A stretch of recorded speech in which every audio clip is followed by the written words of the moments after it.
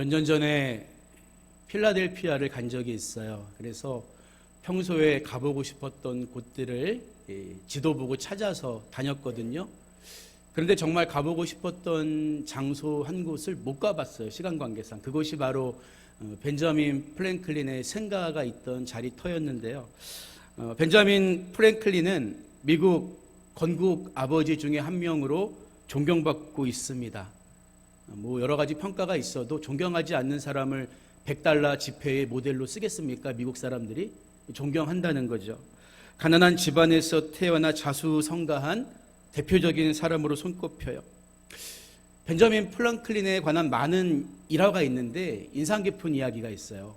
하루는 벤자민 프랭클린이 아주 좋고 아름다운 등을 삽니다. 그런데 그 등을 집 밖에다가 탁자를 만들어 놓고 올려놔요. 그러니까 이웃 사람들이 이상하게 생각할 거 아닙니까?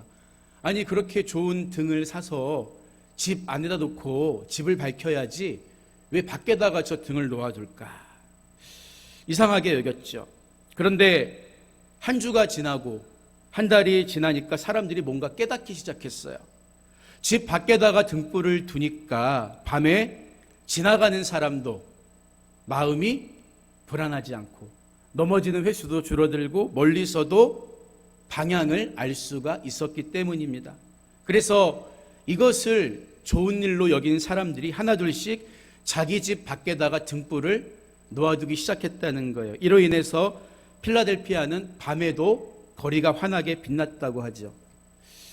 이 일 이후에 필라델피아는 미국에서 가로등이 등장한 첫 번째 도시가 되었다는 거예요.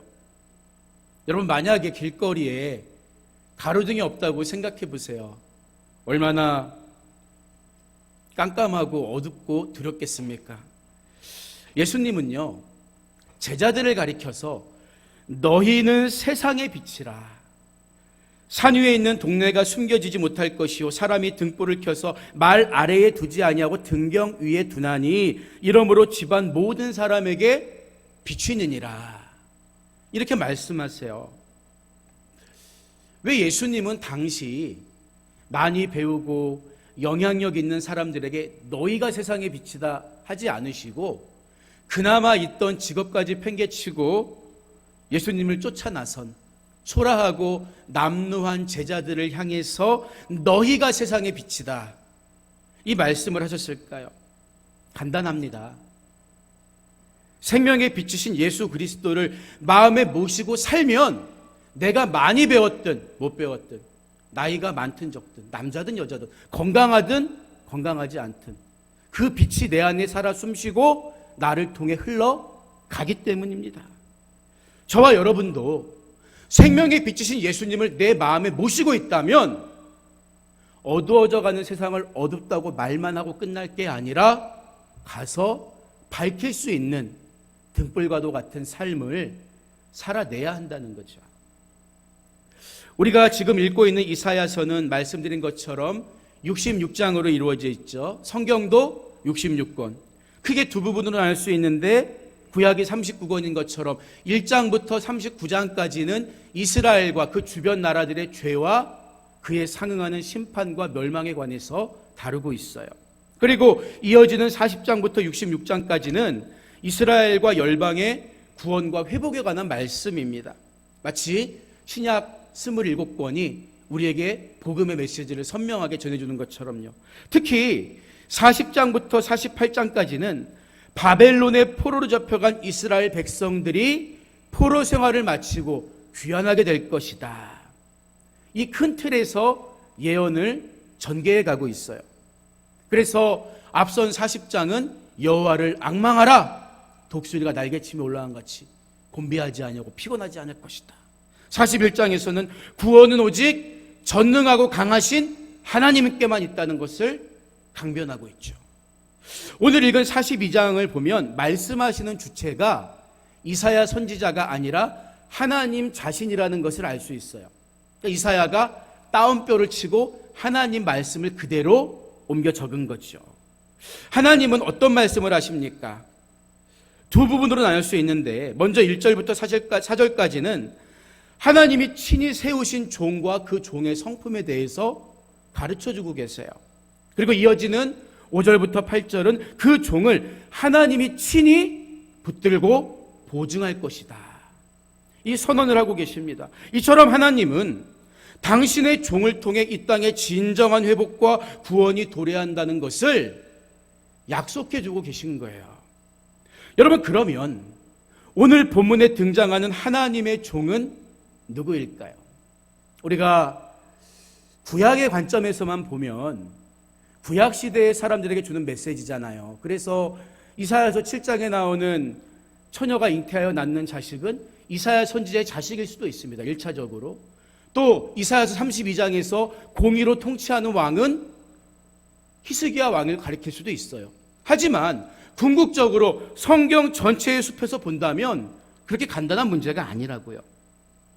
마찬가지로 이사야 42장에서 하나님이 소개하시는 종도 당시 상황으로만 본다면 이 책을 기록한 이사야라든지 남유다 멸망기에 활약한 예레미야 선지자를 가리킨다고 생각할 수도 있겠죠. 그들은 모두 하나님 말씀을 대언하는 종으로서 백성을 긍휼히 여기고 모진 고난도 감당했다는 거예요. 또 바벨론의 느부갓네살 왕이라든지 바사, 페르시아의 고레스 역시 하나님께 한때 쓰임받은 왕들입니다. 느부갓네살은 하나님이 사용하시는 징계의 막대기가 되어서 남유다를 멸망시키고 백성을 포로로 끌고 가잖아요. 바사왕 고레스는 이스라엘 백성들을 본국으로 돌려보냈을 뿐만 아니라 무너진 예루살렘 성전을 재건하는 일도 돕습니다. 넓은 의미에서 이들 모두 당시에 포로 귀환과 관련해서 각각의 사명을 감당했던 여호와의 종들이다, 이렇게 볼 수 있어요. 하지만 여러분, 제가 자주 드리는 말씀이 뭐예요? 예언은 이중적 의미가 있다 그랬잖아요. 비록 이사야가 7장에서 예언한 처녀가 잉태하여 낳은 자식이 이사야 당대에는 이사야의 자식일 수 있을지 모르지만 마태복음을 보면 천사가 그 말씀을 인용하면서 그 말씀이 오늘 요셉 너에게 임했다 해석해 준단 말이에요. 그러니까 성경은 구약 따로 신약 따로 읽으면 안 되고 전체 숲에서 살펴봐야 하는 것입니다.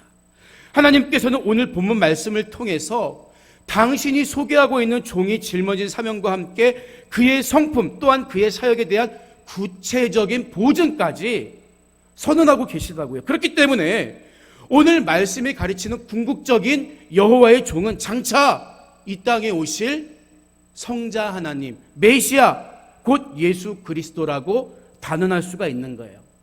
이것은 그냥 주장이 아니라 본문에 나오는 내용과 신약 저자들의 증언을 통해서 확인할 수가 있는 것입니다.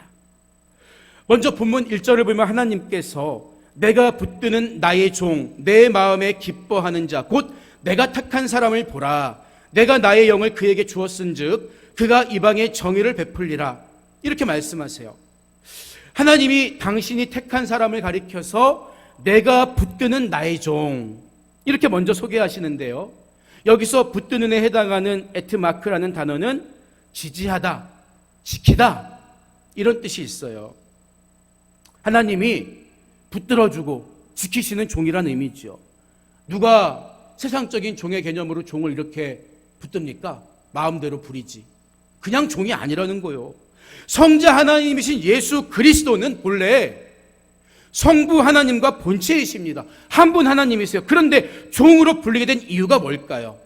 바로 저와 여러분을 죄에서 구원하는 속죄 제물로서의 사명을 감당하기 위해서 기꺼이 자기를 비워 종의 형체를 가지고 죽기까지 순종하셨기 때문에 종으로 부르고 있는 것뿐입니다.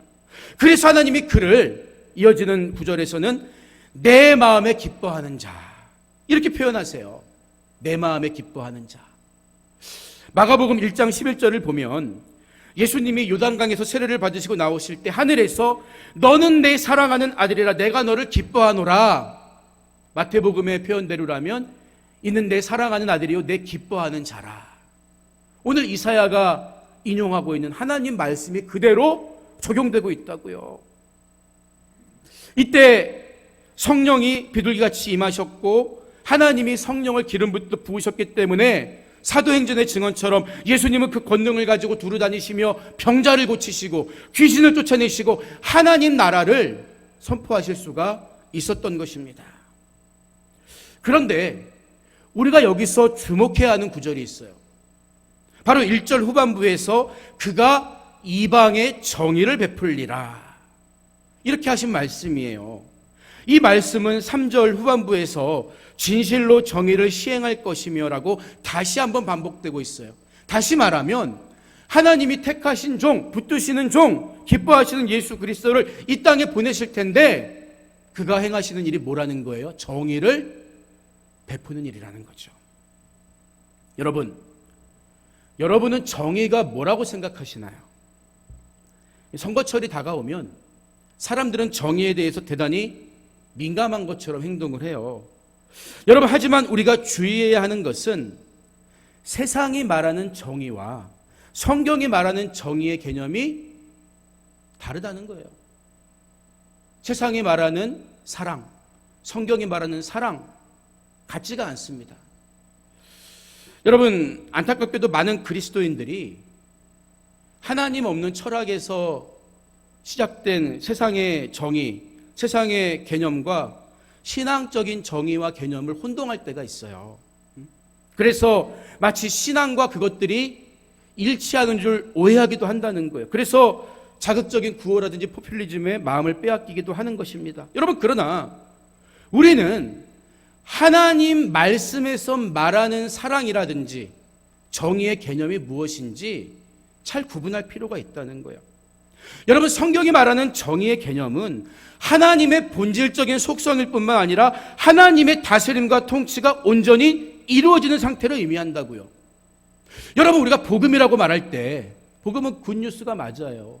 그런데 그 굿뉴스라는 사실만 강조하다 보면 복음이 마치 나를 기쁘게 하는 소식, 뭔가 내게 이득이 되는 소식, 치우친 생각을 할 수 있다는 거예요. 나만 신앙생활을 잘하고 구원받으면 그만이지 자칫 영적 이기주의에 빠질 수가 있다는 거죠. 그러나 복음이라는 말 자체에는 좋은 소식이란 뜻만 있는 것이 아니라 선하고 의롭다는 소식이 함께 들어있는 거예요. 왜 이런 말이 들어있을까요? 하나님의 구원은 단지 나를 살리는 데서 끝나는 게 아니라 죄로 인해 어그러지고 깨어진 세상을 바로잡고 정의롭게 세우는데 목적이 있기 때문입니다.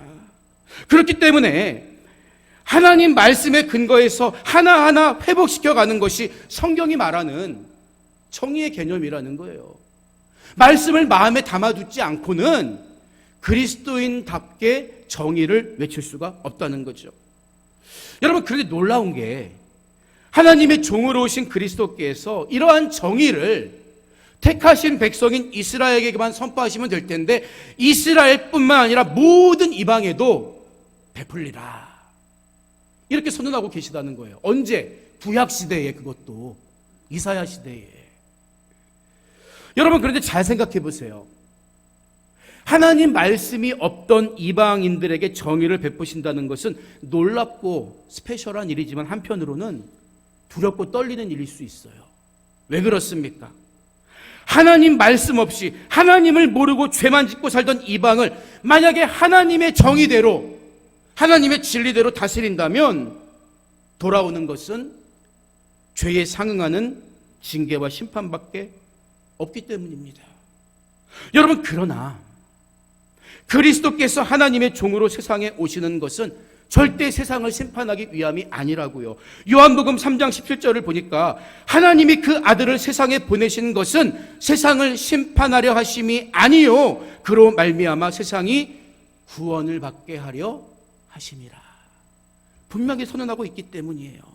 따라서 오늘 이사야가 증언하는 것처럼 그가 이방의 정의를 베풀리라는 말씀의 성경적인 의미는 그리스도께서 이제는 택하신 이스라엘뿐만 아니라 이방인들도 하나님의 백성으로 살 수 있도록 구원의 빛을 넓게 비춰주실 것이다, 이 선언이라고요. 이어지는 말씀은 이렇게 이방의 정의를 베푸실 그리스도의 성품에 대한 묘사라고 할 수 있어요. 여러분, 그리스도의 성품이 중요한 이유가 뭘까요? 그가 하시는 말과 행동이 진실하다는 것을 그분의 성품이 증명해 주기 때문이에요. 사람을 설득하는 데는 여러 가지 요소가 있죠. 로고스, 파토스, 에토스. 그러나 제일 중요한 게 뭐예요? 누가 그 말을 하느냐? 그 말을 하는 사람이 믿을만 하냐? 이게 중요한 거거든요. 2절을 보니까 그는 장차 오실 메시아입니다.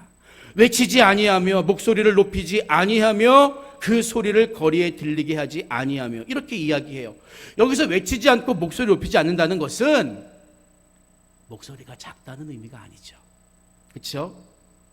장차 오실 그분께서는 하나님의 사명을 대리자로 감당하는 종으로서 사람들이 자기를 주목하거나 자기를 높이게 하지 않으시리라는 것을 비유적으로 표현하고 있는 거예요.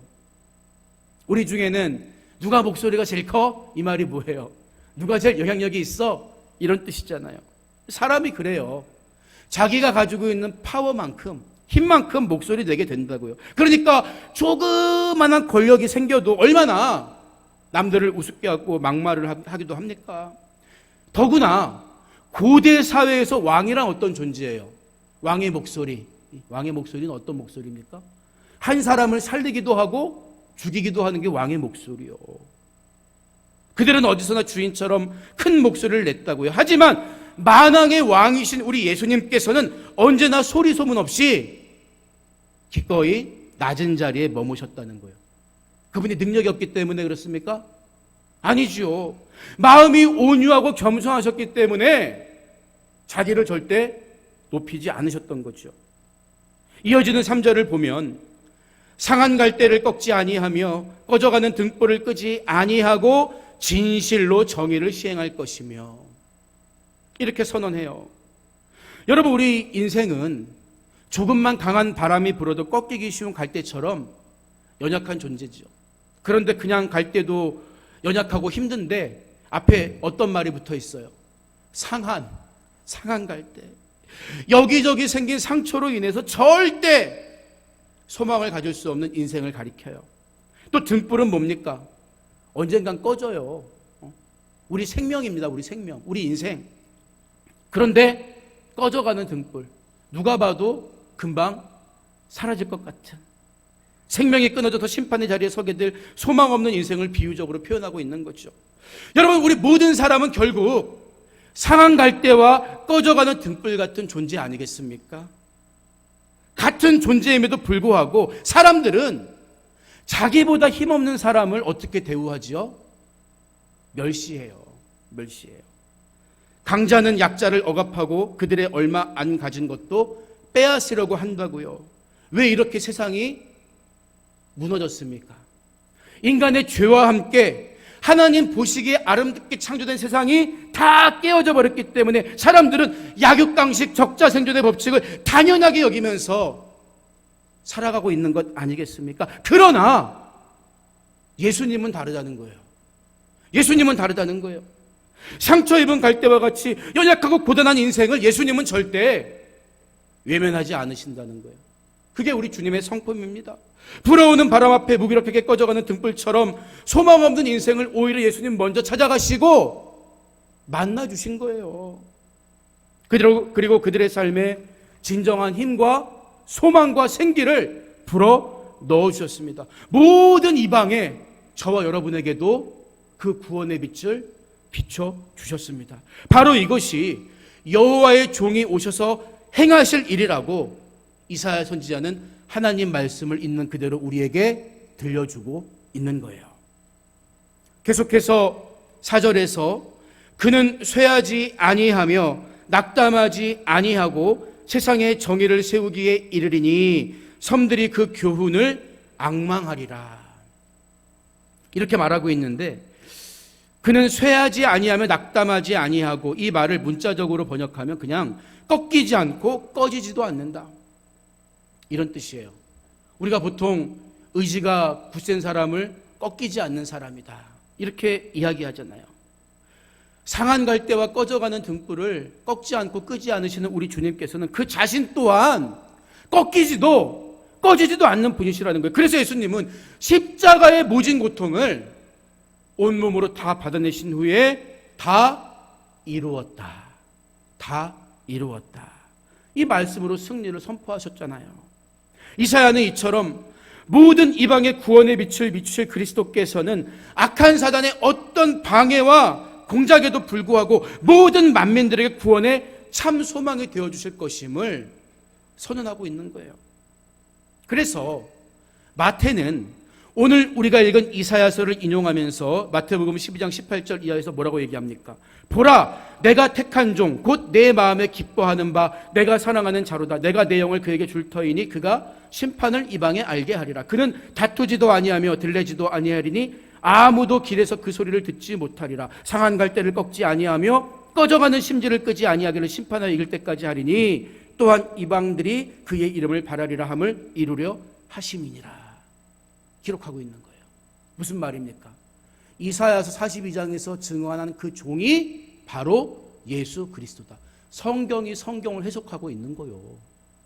맞죠? 그러니까 우리는 성경을 전체적인 숲에서 봐야 되는 것입니다. 이어지는 5절부터는 하나님이 친히 그리스도를 지키시고 보증하시겠다는 약속의 말씀이에요. 6절과 7절을 보면 나 여호와가 의로 너를 불렀은즉 내가 네 손을 잡아 너를 보호하며 너를 세워 백성의 언약과 이방의 빛이 되게 하리니 내가 눈먼 자들의 눈을 밝히며 갇힌 자를 감옥에서 이끌어내며 흑암에 앉은 자를 감방에서 나오게 하리라. 이렇게 말씀하시죠. 하나님께서 장차 이 땅에 오실 그리스도를 보호하시고 언약의 중보자로 삼으시고 이방인들에게도 그 구원의 빛을 비추게 하실 거예요. 그로 인해서 눈먼 자의 눈이 떼어지고 마귀의 올무에 갇힌 자가 다시 회방되고 흑암의 권세에 사로잡혀 살아가던 죄인들이 그 죄악의 감옥에서 자유롭게 풀려나리라. 이 말씀이죠. 실제로 예수님이 공생의 기간 동안에 이 일을 보여주셨다고요. 마태복음 11장을 보면 또 누가복음 7장에도 기록되어 있는데 감옥에 갇힌 세례 요한이 제자들을 보내서 예수님께 질문을 해요. 정말 당신이 오시기로 한 그분이십니까? 아니면 우리가 다른 사람을 기다려야 합니까? 이때 예수님께서는 맹인이 보며 못 걷는 사람이 걸으며 나병 환자가 깨끗함을 받으며 못 듣는 자가 들으며 죽은 자가 살아나며 가난한 자에게 복음이 전파된다 하라.